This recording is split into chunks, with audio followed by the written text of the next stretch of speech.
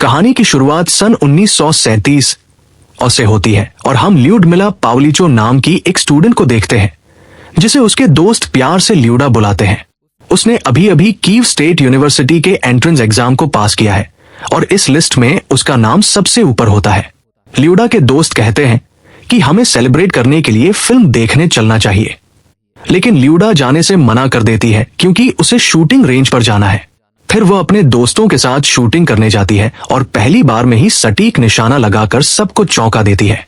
जब यह बात रेड आर्मी के ऑफिसर्स को पता चलती है तो वे लड़ा को 6 महीने की शूटिंग ट्रेनिंग पर भेजने का फैसला करते हैं।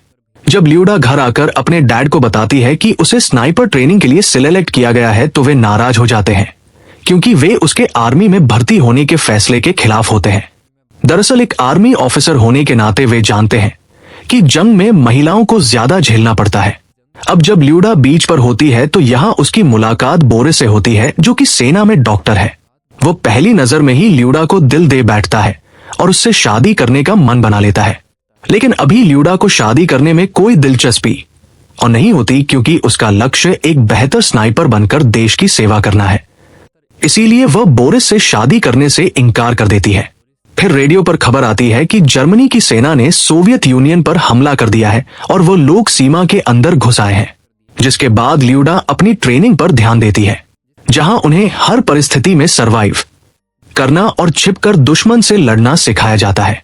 फिर 6 महीने की ट्रेनिंग के बाद ल्यूडा एक बेहतर स्नाइपर बन जाती है और उसे लड़ने के लिए वेस्टर्न फ्रंट पर भेजा जाता है जहां जर्मन आर्मी ने कब्जा कर रखा है।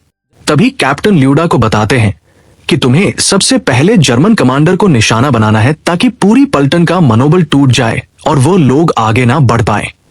लेकिन इससे पहले कि ये लोग जर्मन्स पर हमला करते तभी इन पर हवाई हमला हो जाता है जिसमें कई रूसी सैनिक मारे जाते हैं और हर तरफ अफरा तफरी का माहौल होता है।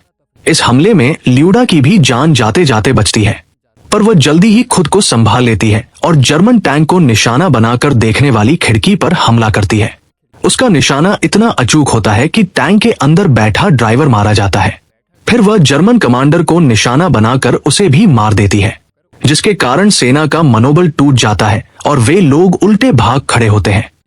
अब जीत के बाद मेजर जनरल खुद चलकर जीत की बधाई देने आते हैं। वे ल्यूडा के लड़ने के जज्बे को देखकर काफी इंप्रेस होते हैं और उसे एक नई स्नाइपर गन गिफ्ट करते हैं।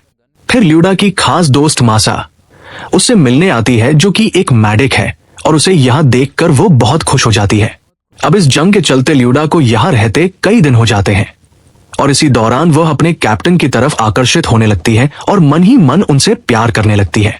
हालांकि कप्तान भी उसके हाव भाव देखकर समझ जाते हैं कि ल्यूडा उन्हें पसंद करती है, लेकिन वे उसकी भावनाओं को स्वीकार नहीं करते क्योंकि कैप्टन इस जंग में पहले ही अपनी पत्नी को खो चुके हैं और किसी अपने को खोने का दर्द क्या होता है ये कैप्टन जानते हैं। फिर अगले दिन की जंग में दिखाया जाता है कि जर्मन्स इन पर भारी पड़ रहे हैं और उनके हमले में बहुत सारे रूसी सैनिक घायल हो गए हैं। तभी कैप्टन ल्यूडा को तलाश करते हुए मोर्चे पर पहुंचते और देखते हैं कि वह दुश्मन के बेहद नजदीक है और एक ही गोली से 3 जर्मन्स को निशाना बनाने की कोशिश कर रही है। पर जैसे ही वो फायर खोलती है तो जर्मन्स को उसकी लोकेशन पता चल जाती है और वे उस पर गोलियां चलाने लगते हैं, जिनमें से एक गोली उसके हाथ को छूकर निकल जाती है। तभी कैप्टन उसे कवर देकर वापस लाते हैं और ऑर्डर्स न मानने के लिए कैप्टन उस पर गुस्सा करते हैं। फिर शाम को एक सैनिक कैप्टन के टेंट में आता है और बताता है कि हमें अपनी टुकड़ी को यहाँ से हटाकर क्रीमिया ले जाने के ऑर्डर्स मिले हैं। वहीं मासा और ल्यूडा जब अपने टेंट में होते हैं तभी मासा का पायलट बॉयफ्रेंड और उसका दोस्त इनके साथ डिनर करने आते हैं। पर जब मासा अपने बॉयफ्रेंड के साथ टेंट से बाहर आ जाती है तो वह दूसरा शख्स ल्यूडा के साथ जबरदस्ती करने की कोशिश करता है, लेकिन ल्यूडा उसे अच्छे से सबक सिखा देती है। तभी कैप्टन टेंट के अंदर आते हैं, लेकिन ल्यूडा उन पर गुस्सा करके बाहर आ जाती है, जिसके बाद ये दोनों एक दूसरे के करीब आ जाते हैं क्योंकि कहीं ना कहीं कैप्टन भी उसे पसंद करते थे। फिर अगले दिन की जंग में ल्यूडा और कैप्टन को दिखाया जाता है जो जर्मन से बचने की तैयारी कर रहे होते हैं, लेकिन तभी इन पर हवाई हमला होता है और उसी जगह धमाका होता है जहां ल्यूडा गड्ढा खोद रही थी, जिससे वो पूरी तरह से मिट्टी में धंस जाती है। और तभी कैप्टन जल्दी से उसके पास आते हैं और ल्यूडा को खींचकर बाहर निकालते हैं, जिसके बाद उसे हॉस्पिटल ले जाया जाता है जहां उसका इलाज वही डॉक्टर करता है जो ल्यूडा से शादी करना चाहता था। फिर जब उसे होश आता है तो देखती है कि कैप्टन उसके पास है। वो उनसे प्यार का इजहार करती है, लेकिन बोरिस को यह देखकर बहुत दुख होता है क्योंकि वो उसे आज भी पसंद करता है। जब ये बात कैप्टन को पता चलती है तो वे बोरिस से कहते हैं कि लूड ठीक होने के बाद खुद फैसला कर लेगी कि वो किसे चाहती है, लेकिन उसके ठीक होने तक तुम्हें उसका ख्याल रखना होगा। हालांकि इस जगह काफी सारे घायल सोल्जर्स थे जिनका इलाज करना यहाँ मुश्किल हो रहा था। इनके पास जरूरी इक्विपमेंट्स भी नहीं होते हैं, इसीलिए इन्हें शिप्स के जरिए दूसरी जगह ले जाया जाता है। लेकिन जब जहाज समंदर के बीच में होते हैं तभी जर्मन फाइटर प्लेन्स इन पर हमला कर देते हैं, जिनमें बहुत सारे घायल सिपाही मारे जाते हैं और कई जहाज तबाह हो जाते हैं। पर ल्यूडा किसी तरह बच जाती है। हालांकि जल्द ही इन जर्मन प्लेन्स को मारकर गिरा दिया जाता है। फिर कुछ महीने बाद का समय दिखाया जाता है जब ल्यूडा पूरी तरह से रिकवर हो चुकी है और वो फिर से आर्मी ज्वाइन करने के लिए सेवास्तोपोल हेडक्वार्टर आई है। यहाँ उसकी मुलाकात मेजर जनरल से होती है, जो कहते हैं कि अगर डॉक्टर ने तुम्हें स्वस्थ घोषित कर दिया तो तुम जंग में वापस जाकर लड़ सकती हो। जिसके बाद ल्यूडा डॉक्टर बोरिस से मिलता है और उसे अपने हेल्थ सर्टिफिकेट पर साइन करने के लिए कहती है, पर बोरिस मना कर देता है क्योंकि वो अभी पूरी तरह से फिट नहीं है। हालांकि वह उसे किसी तरह फोर्स करके उस सर्टिफिकेट पर सिग्नेचर करवा लेती है। तभी उसे पता चलता है कि जिस टुकड़ी में वह स्नाइपर थी उसके कई सारे सैनिक घायल हैं, जिन्हें अस्पताल लाया जा रहा है और इन घायल सैनिकों में कैप्टन मकराओं का नाम भी शामिल होता है। ये बात सुनते ही ल्यूडा कैप्टन मकराओं को हर जगह तलाश करती है और तभी उसे अपनी साथी स्नाइपर मिलती है, जो बताती है कि कैप्टन मकराओं अब इस दुनिया में नहीं रहे, वो जंग में शहीद हो चुके हैं, लेकिन उन्होंने अपनी स्नाइपर गन तुम्हें देने को कहा था। जिसके बाद ल्यूडा अपने कांपते हुए हाथों से बंदूक पकड़ती है और कैप्टन को याद करके रोने लगती है, लेकिन वो हार ना मानते हुए फिर से अपने देश के लिए लड़ने का फैसला करती है और उसे लड़ने के लिए सेवास्तोपोल फ्रंट पर भेज दिया जाता है, जहां उसकी मुलाकात एक नए स्नाइपर कैप्टन ल्यूनेट संगीत और से होती है, जो अब उसका नया कमांडर है। वो बताता है कि हमारा एक नया मिशन होगा जिसमें जर्मन स्नाइपर्स को ढूंढकर उन्हें खत्म करना है। अब ल्यूडा पहले से ही बदले की आग में जड़ रही थी और वो उस हर एक जर्मन को मारना चाहती थी जिन्होंने उसका दिल दुखाया है। फिर जब वह अपने नए कैप्टन के साथ मिशन पर निकलती है तो कैप्टन उसे समझाने की कोशिश करता है कि बदले को जीवन का लक्ष्य मत बनाओ। जंग का मतलब सिर्फ मौत ही नहीं होता, बल्कि यह जीवन भी है। अगर तुम्हारे जीने की वजह सिर्फ बदला है तो तुम मरी हुई हो, और मैं नहीं चाहता कि मेरी सेना में से किसी को खोना पड़े। जिसके बाद ये दोनों साथ में कई जर्मन स्नाइपर्स को ढूंढकर खत्म करते हैं। फिर जब एक रात ये दोनों मिशन पर थे तो देखते हैं कि कुछ जर्मन सैनिक क्रिसमस सेलिब्रेट कर रहे हैं, और देखते ही देखते ये दोनों मिलकर सभी जर्मन्स को मार डालते हैं। फिर सन 1942 की शाम ल्यूडा और लनेड नए साल के जश्न में शामिल होते हैं, जहां सभी ऑफिसर्स मिलकर सेलिब्रेट कर रहे होते हैं। तभी कुछ सैनिक ल्यूडा के साथ बदतमीजी करते हैं, और जब यह बात लनेड को पता चलती है तो वो उन सैनिकों के साथ मारपीट कर लेता है। साथ ही वो ल्यूडा से अपने प्यार का इजहार भी करता है। ल्यूडा भी अपने गमों को भुलाकर लनेड के प्यार को एक्सेप्ट करती है, जिसके बाद ये दोनों साथ में इंटीमेट हो जाते हैं और ल्यूडा को एक बार फिर से प्यार हो जाता है। फिर एक दिन ल्यूडा की दोस्त मीसा बताती है कि वह अपने पायलट बॉयफ्रेंड से शादी करने वाली है और इन्हें अपनी शादी में आने का इनविटेशन देती है। पर जब ये दोनों मीसा से मिलते हैं तो वो बताती है कि उसका होने वाला पति जंग में शहीद हो गया है, और इस घटना से मीसा बहुत दुखी होती है। इन्होंने साथ रहने का वादा किया था, लेकिन जंग के माहौल में किए गए वादे की कोई अहमियत नहीं होती। ल्यूडा मीसा को संभालने की कोशिश करती है, लेकिन वो अंदर से टूट चुकी थी। तभी ल्यूडा लनेड को बताती है कि वह प्रेग्नेंट है और उसे एक बेटा चाहिए।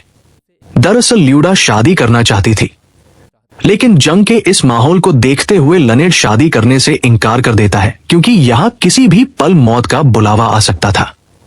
पर ल्यूडा को उसकी बात समझ नहीं आती और नाराज होकर वहां से चली जाती है।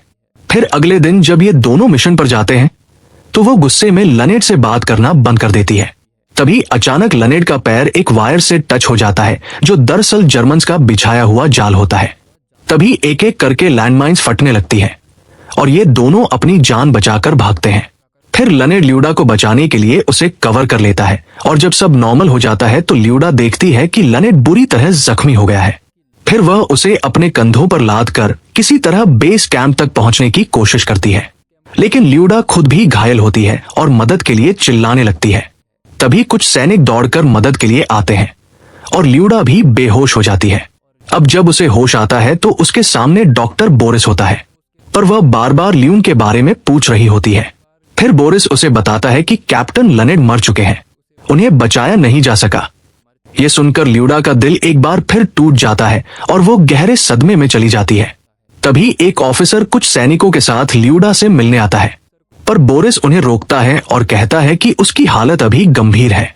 तभी ये ऑफिसर बोरिस को एक पेपर कटिंग दिखाता है जिसमें जर्मन ने ल्यूडा की मौत की घोषणा की है, इसीलिए उसे वापस जंग में लाना होगा।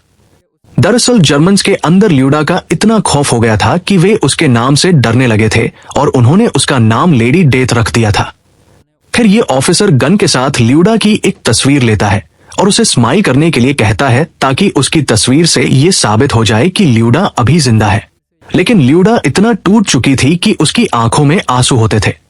लेकिन इस बात से इस ऑफिसर को कोई फर्क नहीं पड़ता। फिर कुछ समय बाद जब ल्यूडा रिकवर हो जाती है तो वो फैसला करती है कि अब कभी जंग के मैदान में नहीं जाएगी। इसीलिए वो कमिश्नर को अपना हेल्थ सर्टिफिकेट सबमिट कर देती है जिसमें लिखा होता है कि वह आर्मी सर्विस के लिए फिट नहीं है। पर यह ऑफिसर ल्यूडा को बार बार इमोशनली ब्लैकमेल करता है और कहता है कि तुम्हें ल्यूनेट के लिए फिर से लड़ना चाहिए। वो एक जर्मन स्नाइपर की तस्वीर दिखाता है जो ल्यूडा को मारने आया था और ये स्नाइपर जर्मनी के सबसे काबिल स्नाइपर्स में से एक होता है जिसे अगर नहीं मारा गया तो वो पता नहीं कितने रूसी सैनिकों को अपना शिकार बनाएगा। अब ल्यूडा को ना चाहते हुए भी इस मिशन के लिए राजी होना पड़ता है और वह एक खास लोकेशन पर छिपकर उस स्नाइपर का वेट करती है। पर यह स्नाइपर भी कोई कच्चा खिलाड़ी नहीं होता। वो पूरे दिन कोई मूवमेंट नहीं करता और छिपा रहता है जिसके कारण ल्यूडा उसकी लोकेशन पता नहीं कर पाती।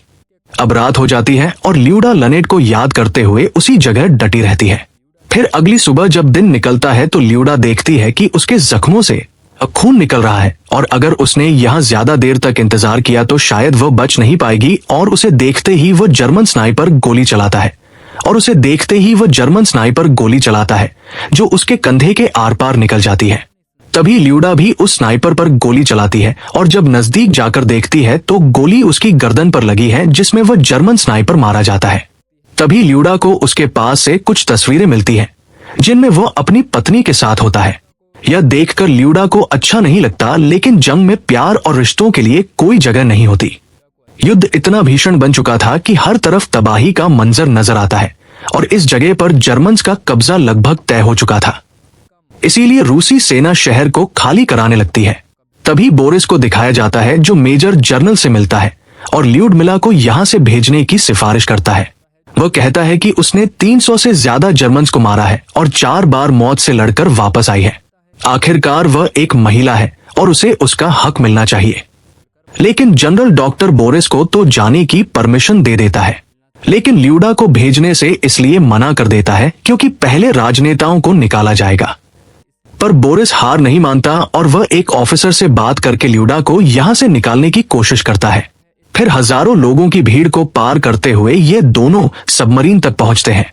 बोरिस ल्यूडा से कहता है कि मैं आज भी तुमसे प्यार करता हूं और शादी करना चाहता हूं। जब यह जंग खत्म हो जाएगी तो हम साथ में वक्त बिताएंगे और हमारे 5 बच्चे होंगे। जिसके बाद ल्यूडा भी मुस्कुराकर हाँ में सिर हिलाती है।